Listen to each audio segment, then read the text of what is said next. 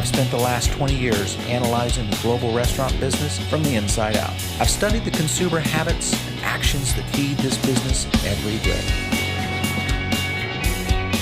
Innovation is found in places where few might look. It's where the real heartbeat of the restaurant business lies. Sometimes it's beneath the known Michelin stars or the glitz and the glamour of the posh addresses of the best restaurant districts in the business. I'm Paul Barron, and this is my show. And I'm in search of amazing food, stellar service, and that unforgettable experience. Welcome to Table 42.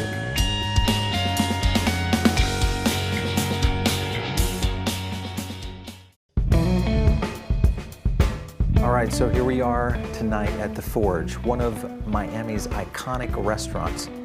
But rarely do we see ones hang around as long as The Forge. Now, that kind of caught our attention. We said, hey, let's go find out what's happening. And sure enough, there's a new chef here at The Forge, Julia Doyne, who has really kind of brought a new flair to this. So let's dig into the menu tonight, kind of see what's happening here at The Forge and what Chef Julia has in store for us.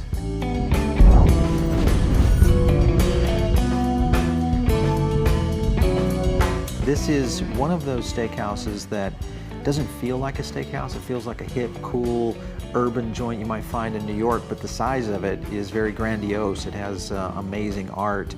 When all that settles down and you get past it, the menu is really what stands out. So let's take a look at what we have today. I think for today and tonight, we've got to look at going with the dry age prime New York strip, which is their super steak.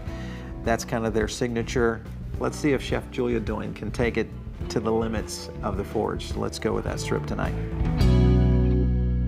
So The Forge, let's kind of go first with the iconic position it takes up here in Miami. Yeah, The Forge is a legendary steakhouse. Yeah. I mean, it's a staple just like Joe's Stone. Everybody knows it. Everybody from all over the country knows it. It's kind of something I figured out along the way from being here. It's kind of shocking the impact it has on everybody.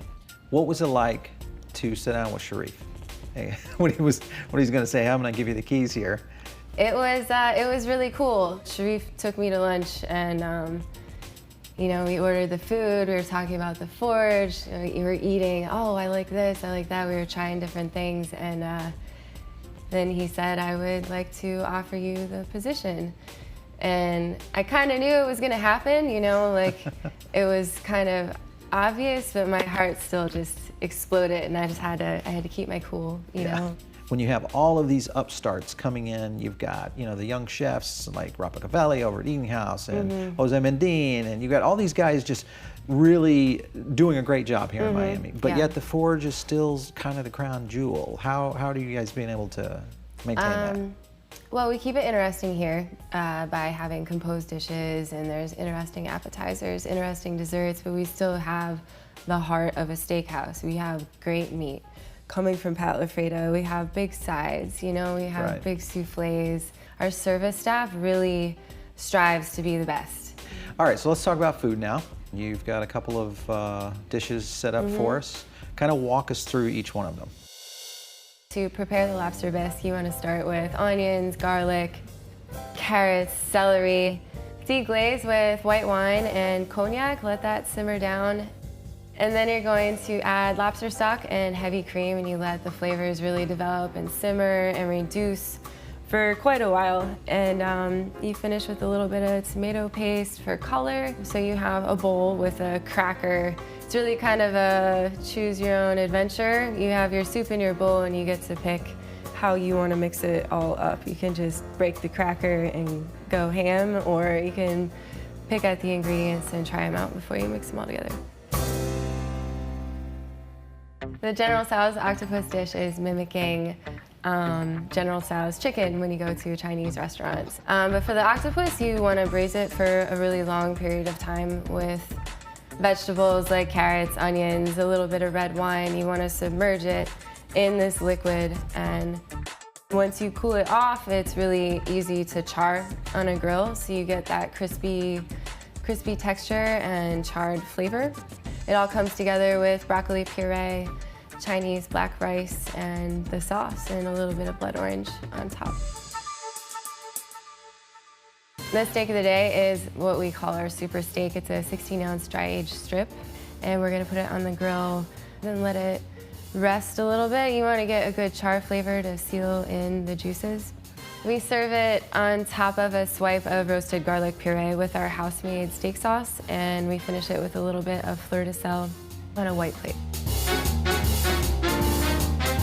You now being the chef that is leading what is one of the best restaurants in Miami, what do you see in terms of responsibility and kind of the future of that?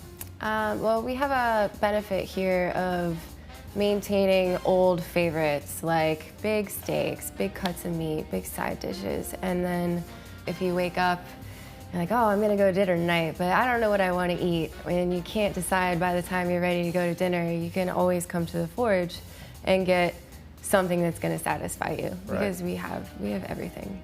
All right, so Chef, thanks so much for letting us stop in today. It's been great learning a little bit about you and the Forge. I think you're gonna do amazing here. Thanks so much, thanks for coming. Truly in steakhouse style, great cut of meat, great presentation. A signature steak sauce also prepared here, so amazing, love it. Just learned that this was an old forge here in Miami, which made a lot of the iron in some of the unique neighborhoods around the area. That was new to me, but also some other things that are kind of unique is the passageways, kind of the history behind the forge itself and the Malnick family kind of brings a great allure to a great steakhouse here in Miami.